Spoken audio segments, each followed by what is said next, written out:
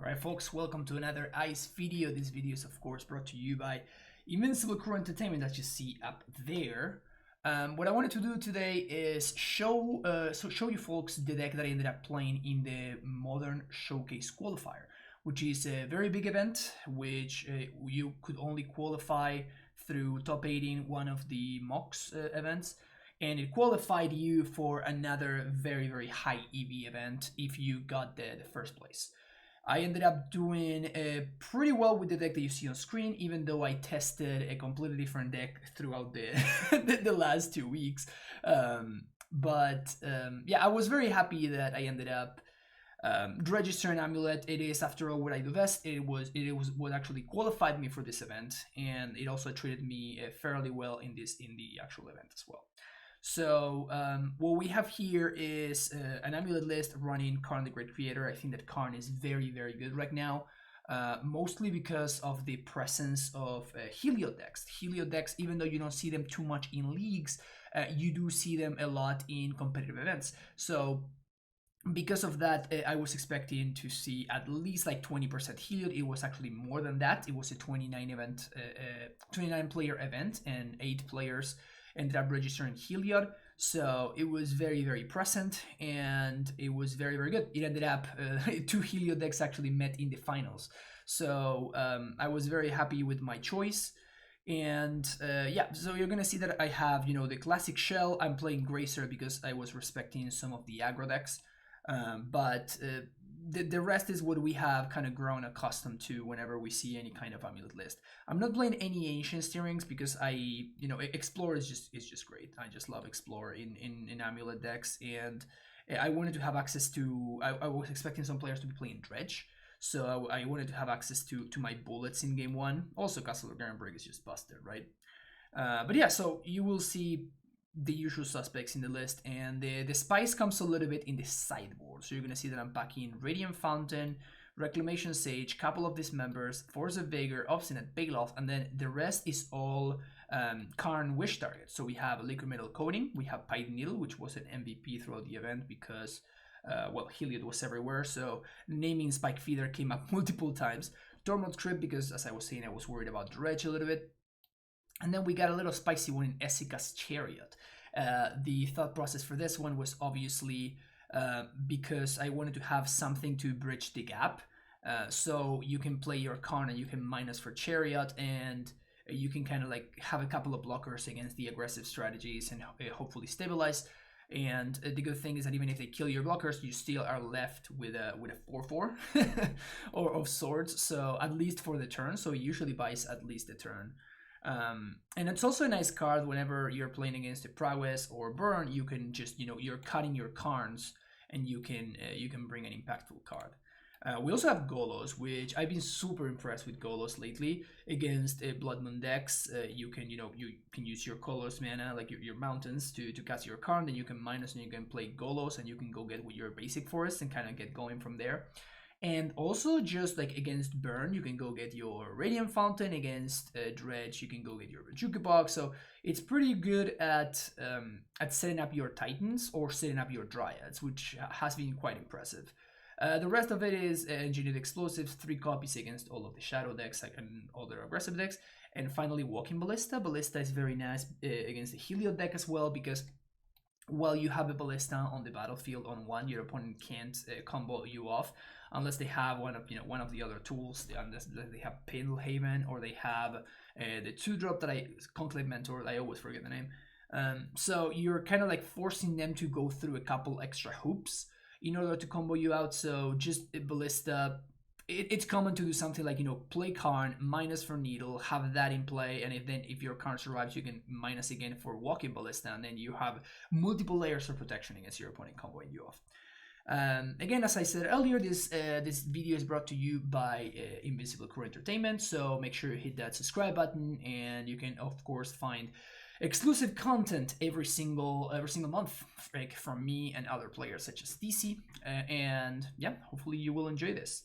I already played the first match, by the way, so I'm just gonna be playing the 4 remaining matches of this league. Hopefully you like it, and I'll see you there for round number 2, I guess. All right, welcome to round number 1, even though it's actually round number 2 because I played the I actually played the first round as I was warming up for the showcase that I was talking about earlier, which was a nice little victory over Blue Red Prowess. I don't think I'm gonna keep this hand.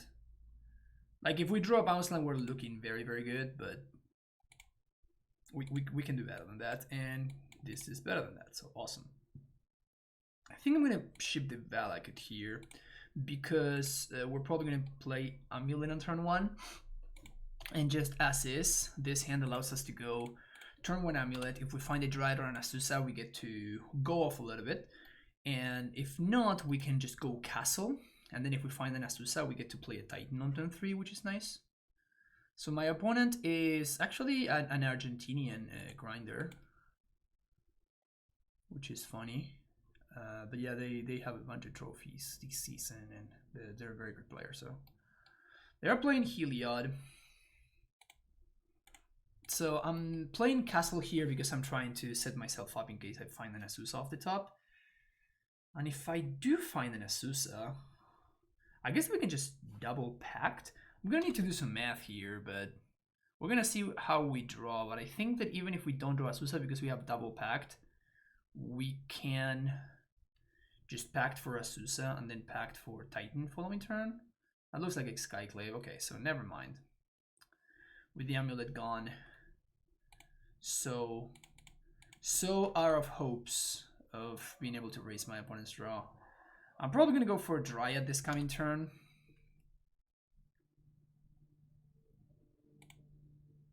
I guess that I could draw a Karn, so I'm not gonna do this. I'm not gonna just take the chump right now. I can take the chump later. What's this? Heliod. Annoying. I feel like I'm too far behind at this point. I need to play a Dryad here. So I'm just gonna make sure we do these first. Player Dryad. You want to do that because you don't want to give your opponent an instance of priority. Because otherwise your opponent, like, I don't think they're going to have a Path to Exile in the main deck, but if they did, they could have pathed the Dryad before I was able to get the extra land drop. So by sequencing in the way that I did, then we can... Okay, this is a league, so I'm just going to concede to the Spike Feeder combo. Because we technically cannot beat Infinite Life. In the event, I did not. One of my opponents in one of the rounds actually did combo me out, and I didn't concede to it, and I ended up winning that game.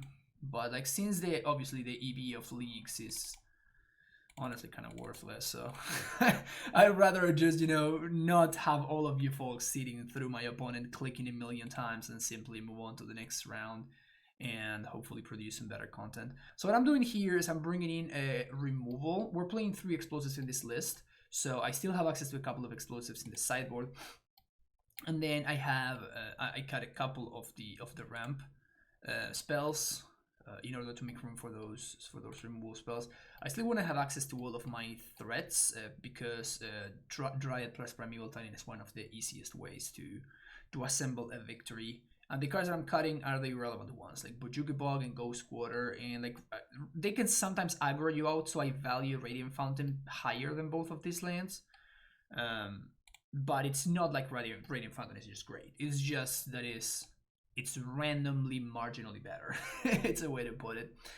You could consider playing stuff like Reclamation Stage or Force of Vigor, but some players like doing Dumping Sphere against me, and I've seen that happen multiple times. If that's something you're worried, you can do that, but honestly, I'm not too worried about Dumping Sphere. Like, I think it's an okay card against AmuLIT, but like I've beaten it way more than I've lost to it since the printing of Castle Garenbig. This hand is not a keep, it's way too slow. And the Heliod deck is capable of some very, very fast starts. This hand is also quite weak. My opponent kept 7-2. Yeah, I feel like we're gonna need to go to 5. This is pretty rough. This is pretty rough. So I'm gonna keep this hand, which is not great, but it has some potential upside. I'm gonna ship the Gracer because Grazer actually puts you behind on cards. It's not like Explorer replaces itself, so because of that I think I'd rather do this. What we can do here is we can play explosives on 1, and I think I'm going to. It's gonna limit my opponent's options, and like it's gonna give me 1 extra option,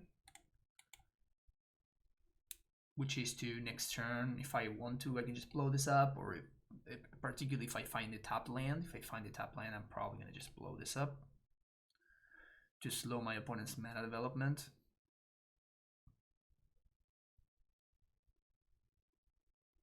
Skyclave apparition. That's fine actually. Like them using a Skyclave on that seems great. Like a great deal for us. But unfortunately, we're missing land drops, and it's gonna be really tough to come back from this. I really need to find the land there. Particularly bounce land would have been amazing. Bounce land would have allowed me to set up a turn next turn where I can Karn plus minus for Pithing Needle, and make sure I don't just randomly die to.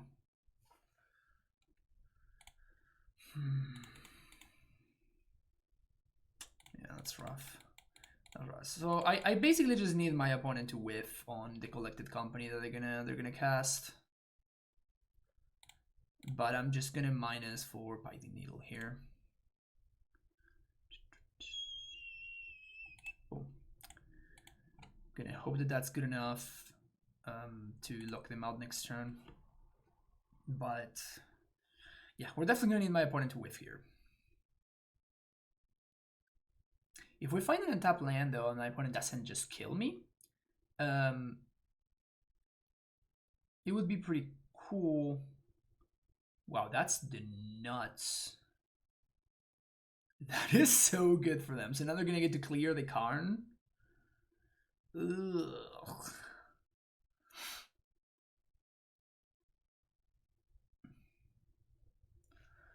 Now they can clear the Karn and they can send with Heliod too. So everything goes at Karn. Yeah, so there's really no use in chump blocking. That's brutal. That really is brutal. They have another company? That's gross, man. That's so gross. I think that the Helio deck is gonna have to get banned eventually. Like the Helio deck is way too good than the rest of Modern. It's way better than the rest of Modern. Is what I mean. So I think that eventually, particularly when paper events come back, I think that Helio, something from this deck will get banned. Like there's just no way that doesn't happen. It's way too ahead of the curve, in my opinion. They can win so easily out of such few resources, and they have so many ways of interacting. Yeah, this is just devastating. So this is actually just lethal. So my opponent, yeah, they're gonna kill the Dryad with the apparition, make sure that we can't do anything, and let's see. Yeah, well, they were missing 1 land, and now they can just combo off. So yeah, so we're actually just dead. Brutal. All right, see you for the next round. All right, here we are for round number 2 or 3 or whatever it is. I think I'm actually gonna keep this hand. We're playing against the Loros deck, and this hand seems fairly serviceable against the Loros deck. It's not like incredible or anything, but if we are playing against Shadow, we can choose whether we're gonna lead on AmuLIT or Grazer. I'm probably gonna lead on AmuLIT regardless, even though it's gonna allow my opponent to attack a couple of times potentially and play a Scourge. I think that protecting the AmuLIT from discard spell is gonna be very important. Also, if we find a bounce land, Grazer can allow us to do something like play a Karn on turn 2, which could be pretty powerful. So I think that this hand is definitely missing some lands, but it has a lot of potential. It has a lot of potential. My opponent kept their hand, but they're taking a while to do anything for whatever reason. Make sure that you can see There we go. Oh, hammer time. All right.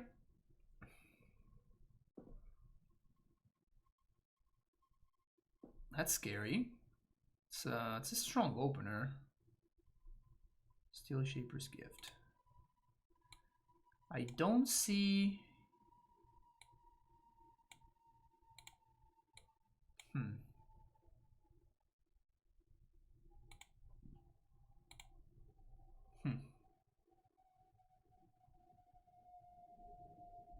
So they lit on Ink Moth, which can mean a couple of things.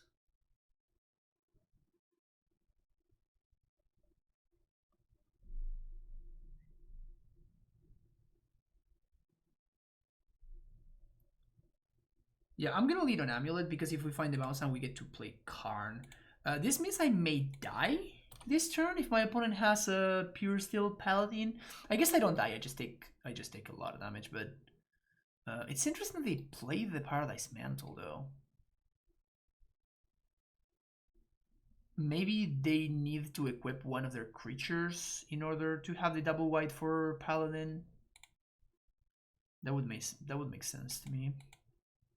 An interesting thing that we can do this matchup is we can play our own Ink Moth Nexus and we can block my opponents.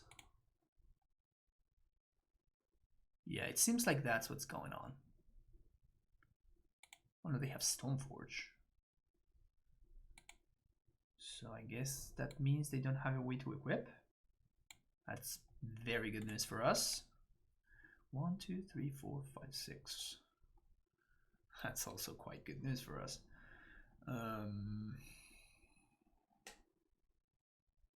What to do? Well, I mean, I just play a Karn, and what does my opponent even do, right?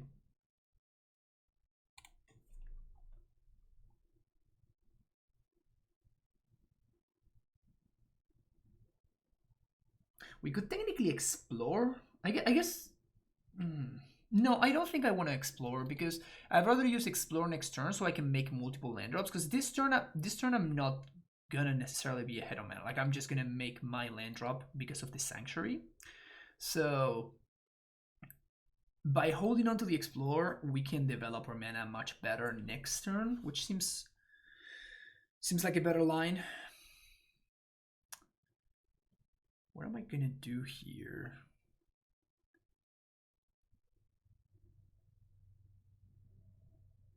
Like I'm definitely playing Karn because that like completely stops my opponent's mana production. So that seems very powerful. But I'm trying to figure out whether I should be playing.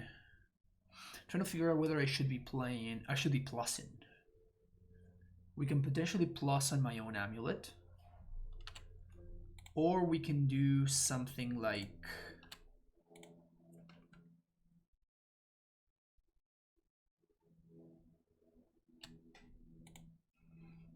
Minus for liquid metal coating? Is there any way that my opponent can answer Karn through one blocker? I don't think my opponent can answer Karn, so I'm gonna be a little bit greedy here. I'm gonna go for coating. Maybe I should be going for Walking Ballista.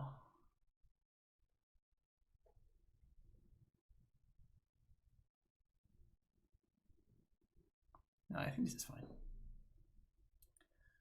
Because this allows me to pressure my opponent's mana.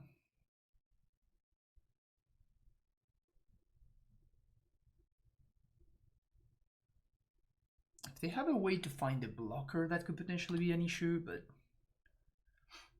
we can start tackling my opponent's. Yeah, this is fine.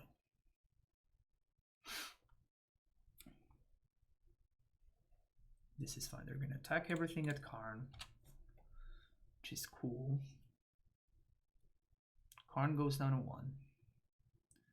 Now we're going to get to explore, and Karn is just so perfect here because it presents a distraction for my opponent, and like they can't ignore it, but it prevents me from dying. And I think I'm going to kill the Ink Moth Nexus instead of the White Source. Like they can't just ignore it, and they are using all of their time and resources in order to keep the Karn in check, because otherwise they just lose to it. But now we just get to Titan them and kill them. So, pretty cool. Pretty cool. This Karn fella is sure is something. Sure is something.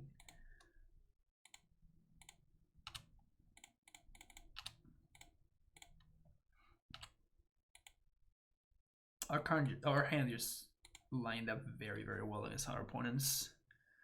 Even though I think they were on the play. Yeah, they were on play. But their hand was just super awkward. Anyway, this is hammer time, so we want all of these cards. Actually, Force of Vigor is the real MVP in this matchup. We can cut some Explorers, we can cut Summoner's Pact.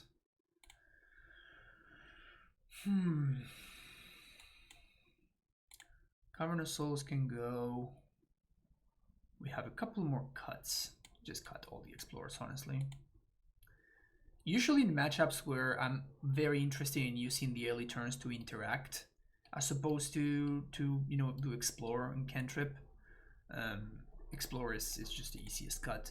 Even though the card is actively good in AmuLIT since the printing of Castle, but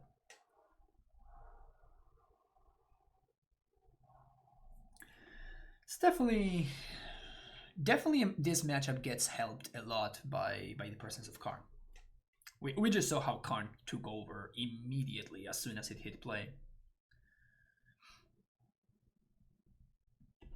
Straight up dismantling my opponent's entire deck. They were doing something potentially powerful, and then they were attacking with 1/1s and 1/2s as soon as Karn came down. And they had no mana. Karn is just so great.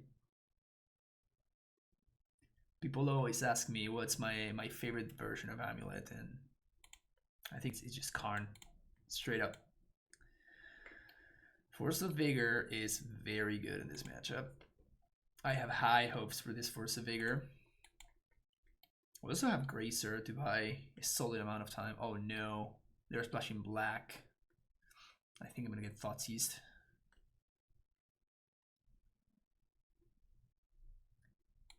Yep.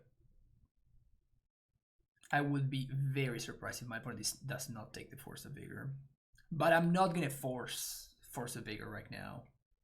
And then my opponent takes my Summer's Pact and we got nothing left. It's way too much of a cost. Whoops. I think I'm gonna Gracer. And because if I find a 3-drop, I can just play Stronghold. I'm gonna go with Tulare West here, but there's definitely an argument for playing Growth Chamber, but by holding the Growth Chamber in my hand, I am making my draw steps better, because if I draw an AmuLIT, like, our hand kind of pops off.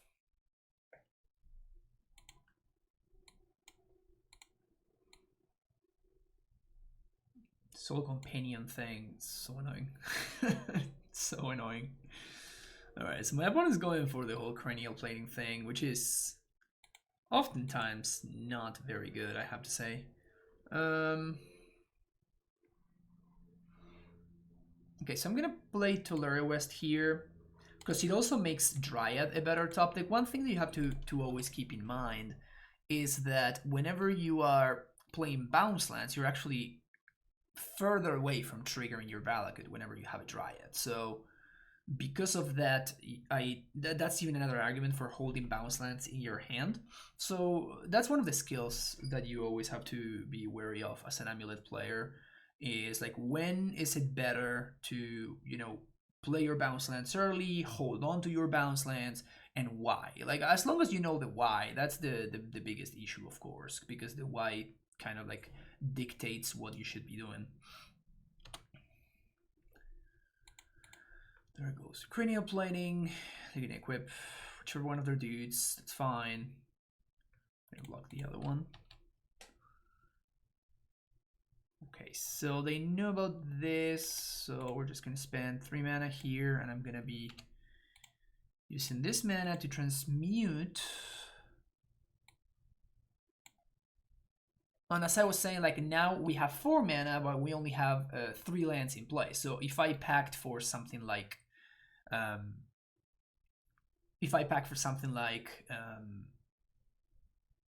Dryad, then I am actually further away from being able to trigger Valakut, even though I do have the Valakut. We could get explosives here, which is interesting.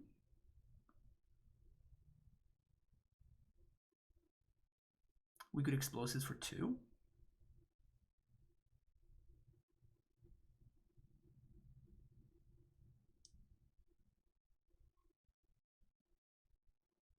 Yeah, because that also leaves the Summoner Respect in my deck, so we also have another T-West that we can transmute, which is, and again, something else that you want to be wary of, like how you're sequencing your lands, making sure you know the way I sequenced my lands. I was setting up having access to double blue, and you know the T-West paying for them for themselves is a big deal. Let's see what my opponent gets here.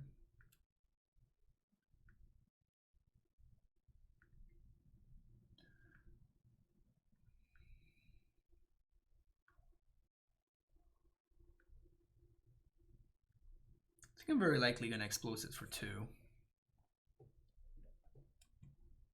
Just play Valakut and explosives for 2. They get Colossus Hammer. They have no way of equipping. Why would they get the Colossus Hammer? That makes no sense.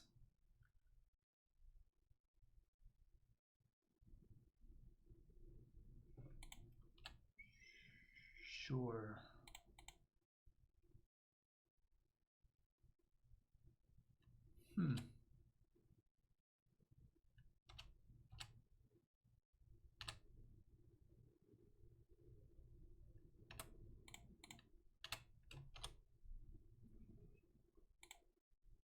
Very strange.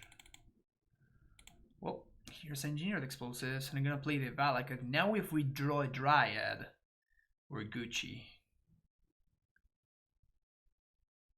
Now if we draw a Dryad, we can start triggering Valakut, which is very nice.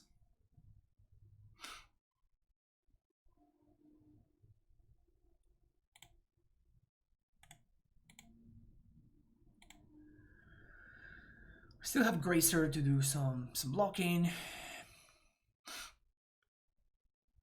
Nice Thoughtseize.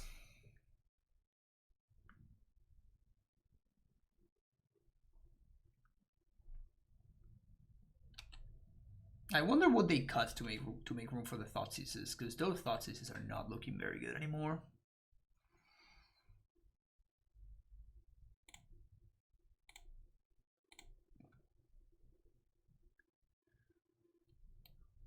Gracer having Rage is such a big deal too. It's very funny. I don't think I care about the infect damage.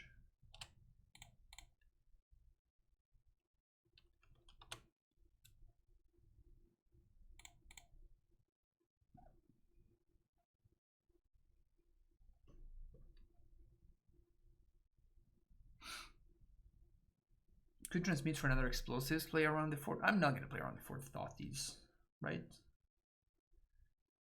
Yeah, there's no way I'm playing around the fort Thoughtseize. And I think I want to play this instead of the Boros Garrison.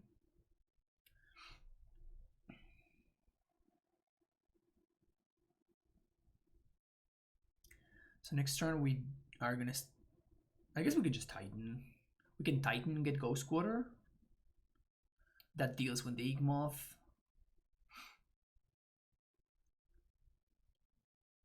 I don't understand why my opponent would play out the Colossus Hammer.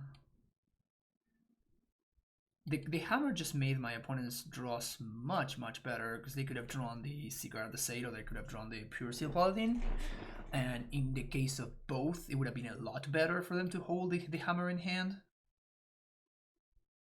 I guess that they were planning on cracking the Silent Clarion, so they just wanted to cycle. It still seems like you're supposed to hold this.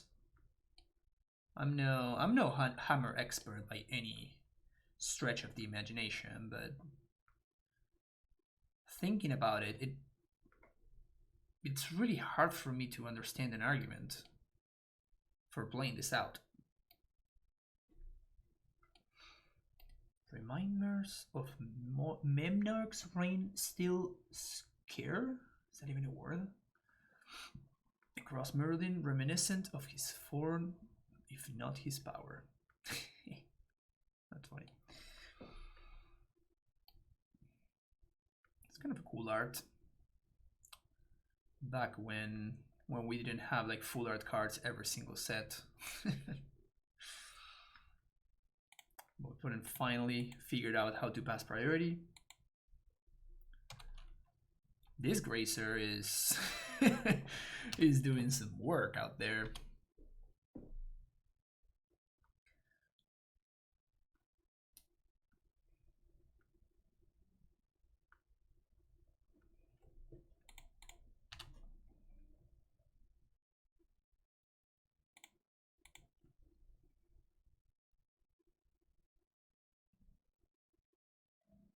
Should we play around Damping Sphere? Because that's the question, right? I can potentially die. I don't think I'm supposed to play around Damping Sphere. And I guess technically I can still go squatter myself, because my thought here is I want to cast Prime Time and I want to find a bounce land and it goes squatter. Which gives me some pretty good protection against my opponent finding Seaguard the Sade plus Colossus Hammer and killing me with infect damage.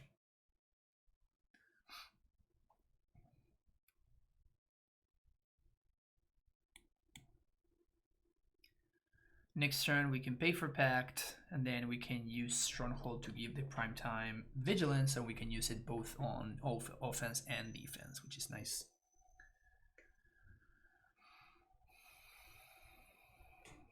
They could have Path to Exile, but there's not really too much I can do. Like, I already used both of my Tolerary Wests. And to be fair, they were pretty good. Right? Like, one of them cleared my opponent's clock, the other one just, you know, got me the Primeval Titan that's about to kill them unless they have a Path to Exile. So we can set up lethal this turn, but we're going to have lethal the following turn. And I guess my opponent is over this. Sweet. See you for the next round. All right, welcome to round number 3 or 4, depending on how you're looking at it. And let me remind you that you can support the ice content by just hitting that subscribe button. We're trying to get this channel going, so hopefully we can grow it together, and we would really appreciate it if you were to support our stuff. All right, so this hand is obviously pretty bad.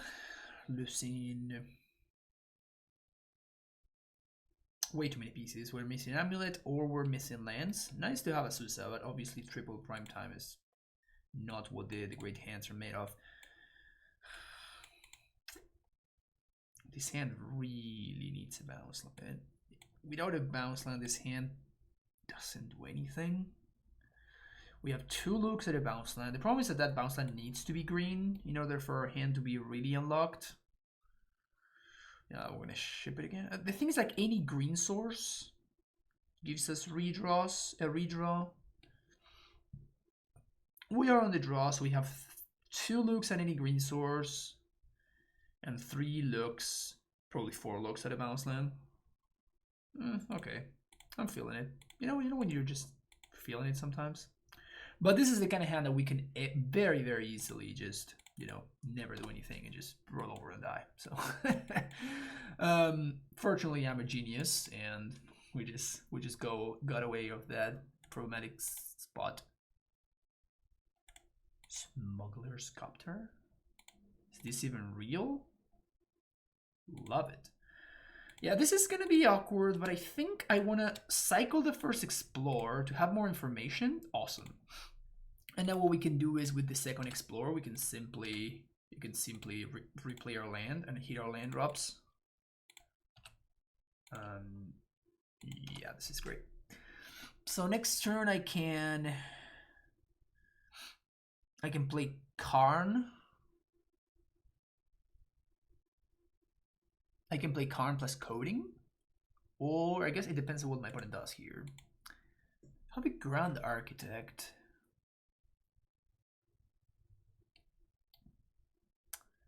Tap and untap blue creature you control. You add 2 colorless. Okay. So I don't even know what my opponent is doing, but I'm fairly certain that whatever it is that they're doing, Karn is going to be great against. So it's just a matter of figuring out what the best course of action is. I definitely want to play Gracer because I want to make sure that I can protect the Karn.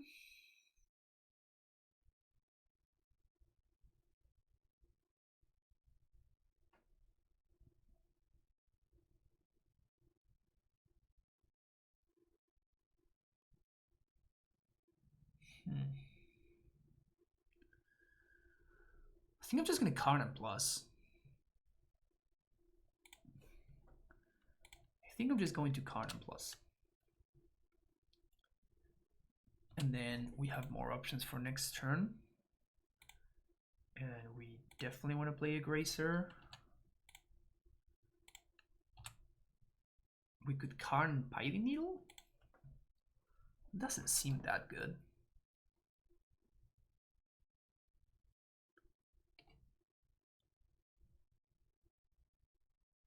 Yeah, I think I'm just gonna plus. Like, I can't see myself losing this game as long as Karn doesn't die. So I just rather make Karn as far away from killable as possible, and I'm just gonna kill my opponent with Primeval Titan. Blue Steel. It's been a minute since I've seen this deck. At one point, people were pretty high on it. It always looked a little bit too memey for my taste. Tribute Mage. That's cute. So they can tap both of these to make colorless mana. And this finds a 2-drop. Phyrexian Revoker. Yeah, that's fine. Like, obviously it's great that they get to stop my Karn for plussing, but like this doesn't kill the Karn, so the Karn is like the Stony Silence effect is obviously what I care about here. And now just Prime Time is just gonna take it home. Sure. So now they have 4 mana. Target artifact for creature becomes blue until end of turn. That's cute. Ah, well that's real. That is potentially problematic because now I cannot Prime Time now.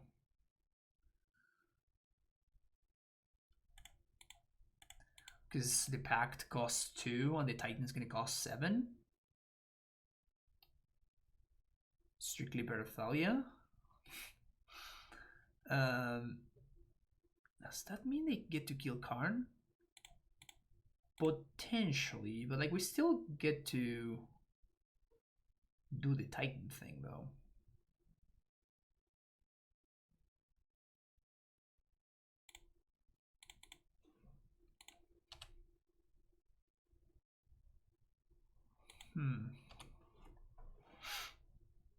So next turn we get to Titan.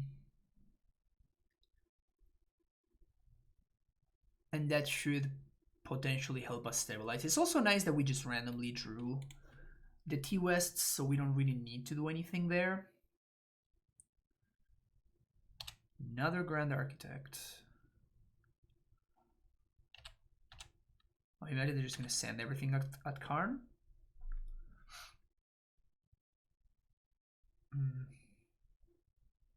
They go everything face. Well, that can't be right.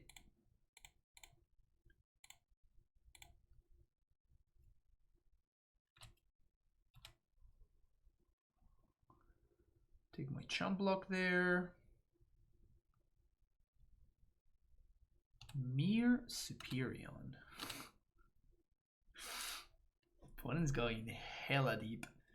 Alright, so we use 1 mana to Pact for Prime Time. Then we have to tap everything to Pact for Prime Time.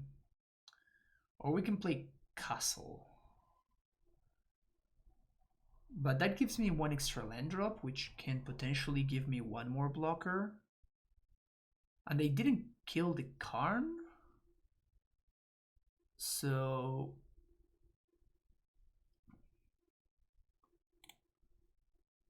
I think this is fine. We're at 9 life. We're gonna have prime time to block. Oh, that's right. We actually do need to play the land right now.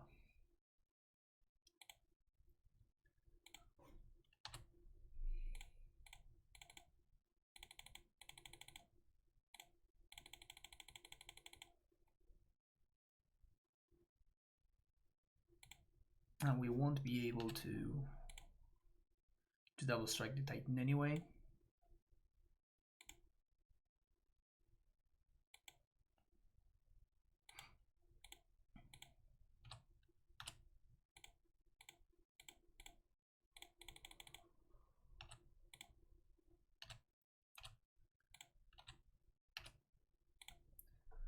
So we serve here, we can pay for a pact. I'm gonna get Colony Garden and Radiant Fountain gains me 2 life.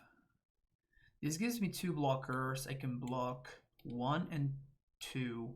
Then we're gonna take 1, 2, 3, 4, 5, 6, 7, 8, 9, 10, 11, 12, 13, 14. Wow, we're gonna lose here. Wow, that Lowstone Golem was huge. That Lowstone Golem was massive. All right, that's cool. That's very, very cool.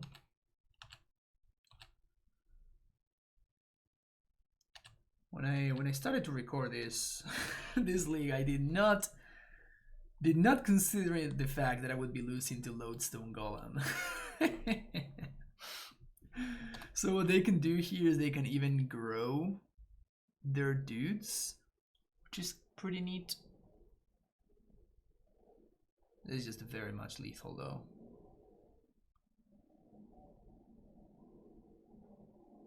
Should just right click attack all. It's not like they have another turn. Yep. Wow. Crazy.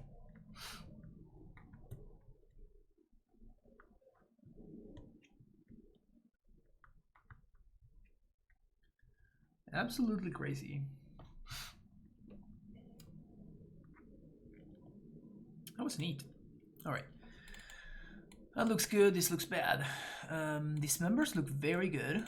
Rex Sage looks good. Force of Vigor looks excellent. Obstinate Bailiff looks reasonable as well.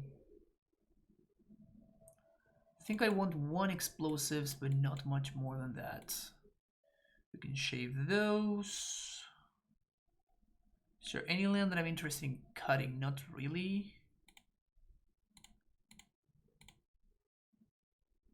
I guess the Bailiff is just not great. We can do something like this. Yeah, I think I like this configuration. Once again, I'm expecting Force of Vigor to do a lot of work in a matchup of this nature.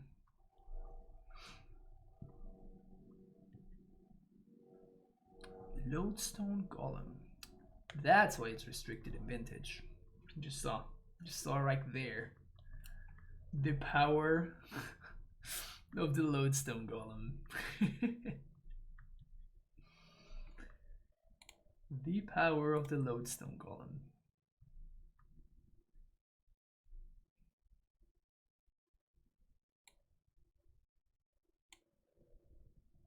Okay, definitely want to be on the play.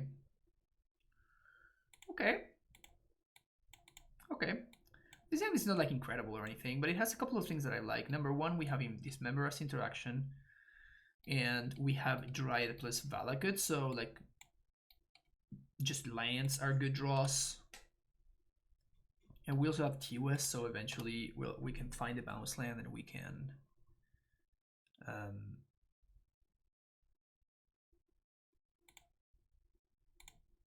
find a bounce land and we can transmute this. So I think I'm just gonna play Valakut here. I assume my opponent will... Yeah, I'm not too afraid of Smuggler's Copter, believe it or not. That's a really good draw.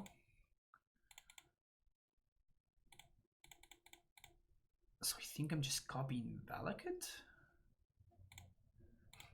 My opponent needs to have a Dismember kind of right now, because we can like filter mana, we can transmit T-West for a bounce land if we want to. And if we find any land that we can get to us. Yeah, this game looks pretty good for us now.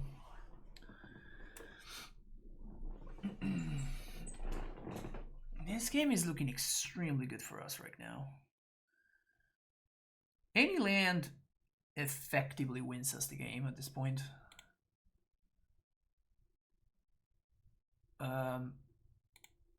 That's almost very good.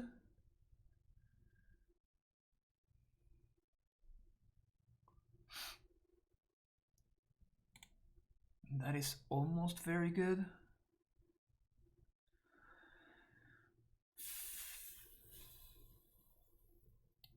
I think I'm gonna Rex Sage the Copter and say go. I want to hold on to the... And I'm not blocking with the Dryad, so I might as well attack. I don't know what my opponent could have. Like a Walking Ballista, you know, like I block and then they play like a Ballista or something, and then, you know, I'm actually in trouble and they deal with my Dryad. So since Dryad is straight up winning the game by itself, I'd rather make sure that remains like that remains that way. But yeah, but not playing, holding on to the T-West. Yeah, that big zero doesn't do anything at all. Not worried about this card at all. People really, really overvalue how effective this card really is. But like we see my opponent just right now figuring out, yep, this actually has text, my friend. This actually does have text.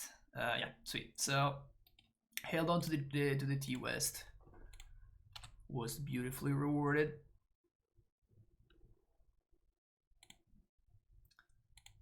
They could technically have Dismember. So I guess I'm gonna go after the creatures. Well, that probably means that they don't have Dismember.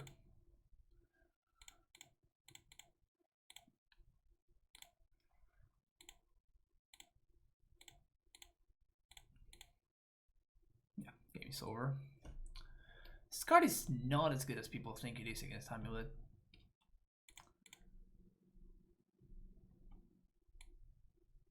That combo though, so going turn 2 Grand Arbiter and then turn 3 like a creature and then tap the creature, tap the blue creature for mana is kind of neat. Probably not modern power level, but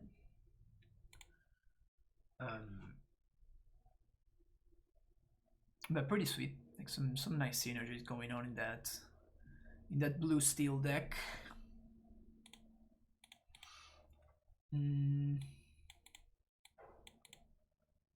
Yeah, okay. Tough to pass up on a double AmuLIT draw. Put him moves to 6. I guess Dumping Sphere would actually be reasonable this time. Never mind, it's not. Dumping Sphere is embarrassing again.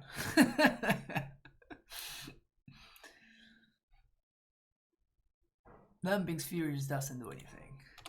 And that is what... This is the card that effectively just blanked Dumping Sphere in my eyes. Because before Castle, your opponent would... let's play... We actually have to play the Valakut here. Because if we play the Castle, it would actually enter untapped because this Stronghold would be considered as a basic forest, which is funny. But before Castle, we had more bounce lands, and every time, like every bounce land, Dumping Sphere completely destroyed, right? But that's just not the case anymore with Castle. Castle taps for green under Dumping Sphere, and not only taps for green, but also it doesn't put you behind the land drop. So the difference between how good Dumping Sphere was and how good Dumping Sphere actually is right now is just night and day. It's not even close. But a lot of people still remember those times, you know, where they blew out their AmuLIT opponents by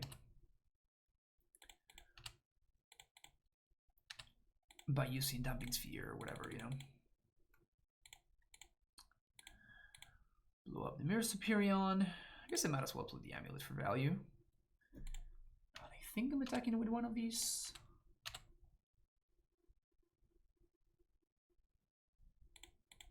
I guess I'm gonna pass, because this means that the Rex Sage, it can be a lethal blocker.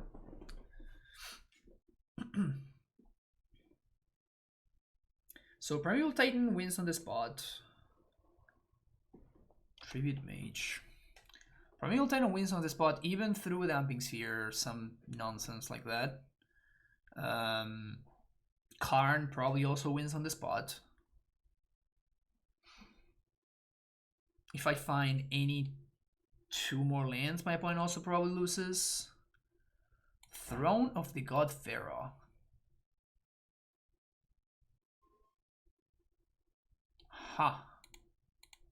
That's a card.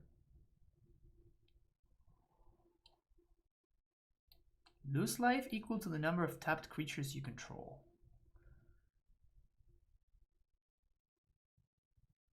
Is this Walking Ballista?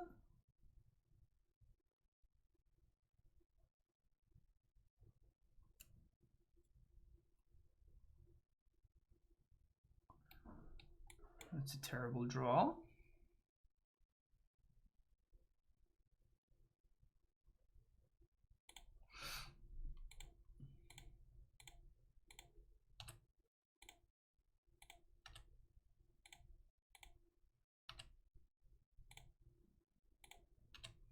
We have infinite mana already, so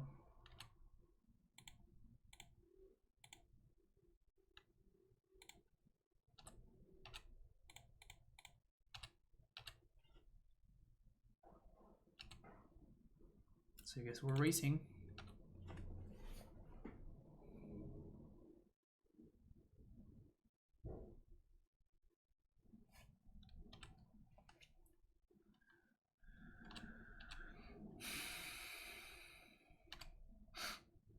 I'm gonna attack now.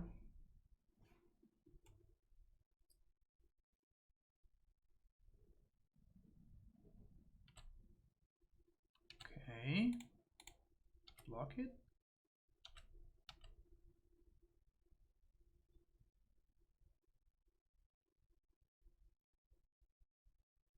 I mean, they have to play defense because I'm winning the race. So, unless they have something. If they have something good here, then we can talk, but as is, we just have nothing, huh? Well, that should be enough to win. What's eventually gonna happen, right?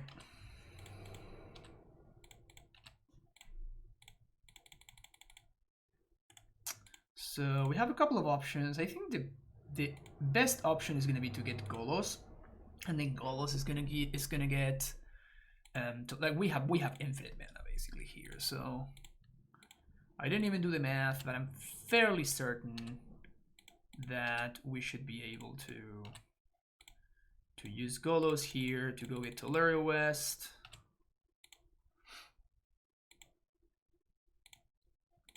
Yeah, way more than enough mana. And then Tolaria West finds Primeval Titan.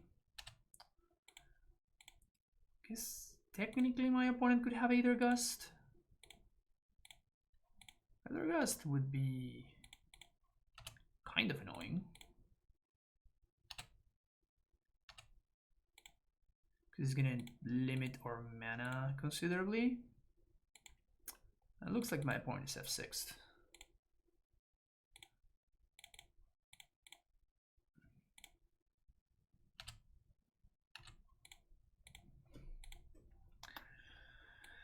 So we're gonna do second Valakut, and let's just do a balance land here.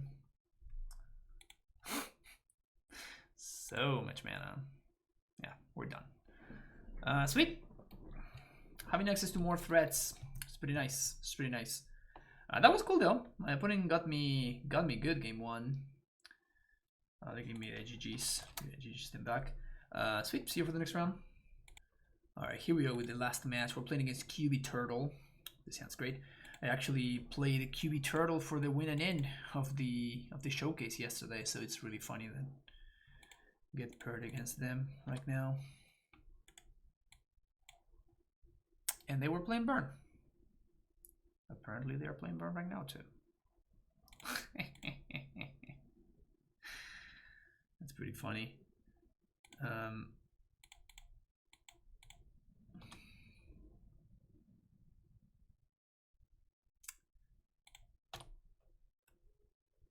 Not the most interesting match I've ever seen, I'll tell you that much.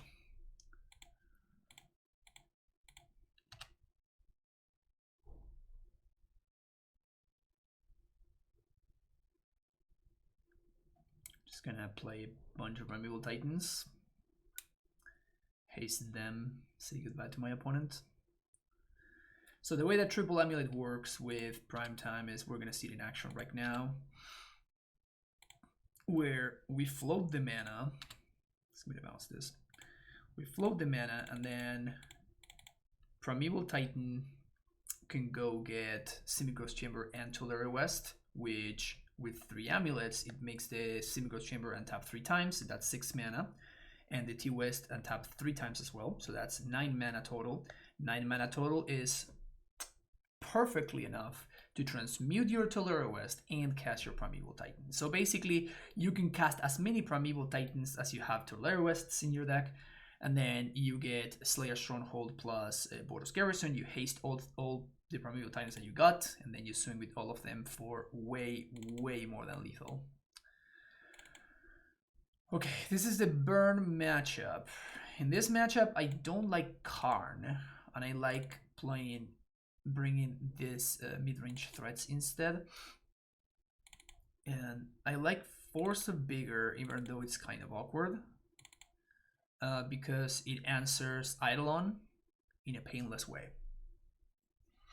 Rex Sage is also defensible, but you're never pacting for Rex Sage, so like you're hoping to naturally draw it, and then like you're taking 2 from the Eidolon trigger when you cast the Sage. It's not as good as the deal as Force of Vigor,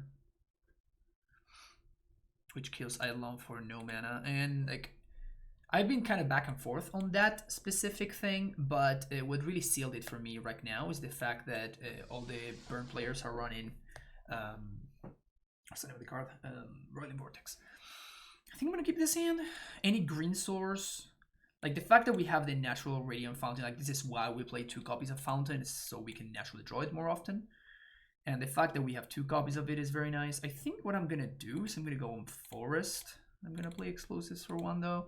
This is bad if my opponent has Eidolon on 2. But they don't, sweet. So they're cushioning for a ton of damage here.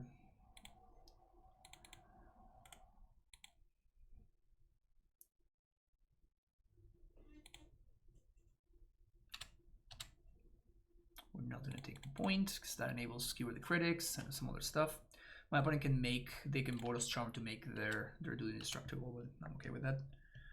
So here I'm just gonna tap the Fountain, play AmuLIT. I'm gonna play Valakut, and I'm playing Valakut first because if my opponent has Smash to Smithereens or something like that, they're gonna have to use it right now. And now we could copy Radiant Fountain, but I think that's a little bit greedy. And we can pact for Baloth, so I'm just gonna copy my basic forest. Like we need the second green, and now Boros Garrison is a draw that gives us Primeval Titan mana. There was definitely an argument for copying Radiant Fountain there, but super rewarded. Super rewarded. So rewarding, it's not even funny. And I'm not gonna play around Deflecting Palm or anything like that. We could play around Path to Exile, but if my opponent has Path, that means I'm gonna go to 5. I'm gonna go to 5 from the gobble attack. I think it's fine to haste here.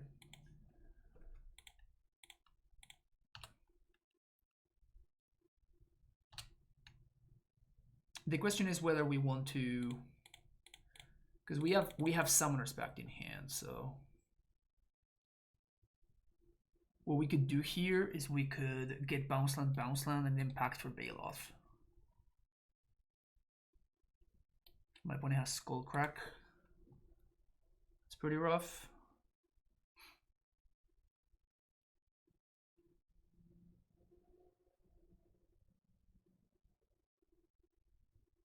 That's probably going to be rough regardless.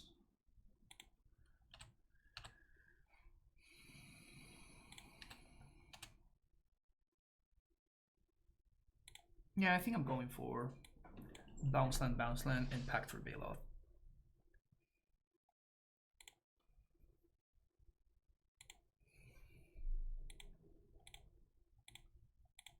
My opponent could have a Skullcrack here for sure.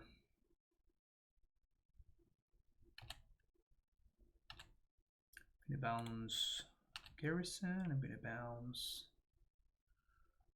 Valakut, I guess. I guess we could have packed it for Dryad. Oh, I had a lethal line here that I just realized I missed. Valakut for 3. Yeah, I totally missed lethal here. If I had left the Valakut in play, yeah, I missed lethal. I could have packed it for Dryad, and then just like play Dryad, packed it for a second Dryad, and win. I guess that we can still do it actually, because I can just back for Azusa.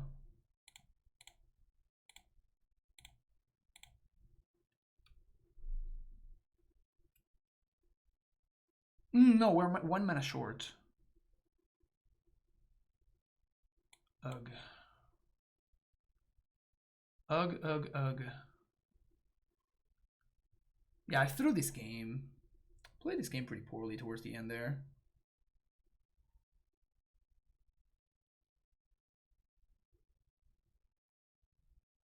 Pact for Azusa, play Azusa.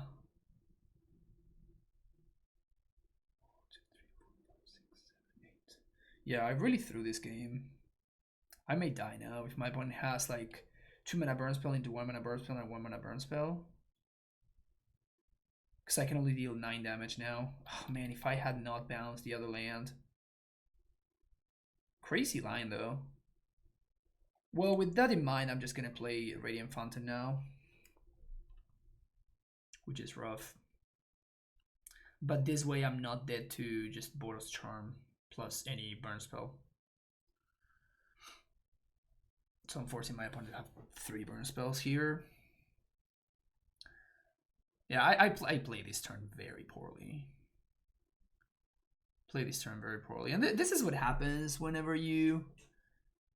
I was basically making what I always tell people, the mistake that I always tell people to not make, which is you need to plan your turn ahead. You need to know what your entire turn is going to look like before you even play your turn.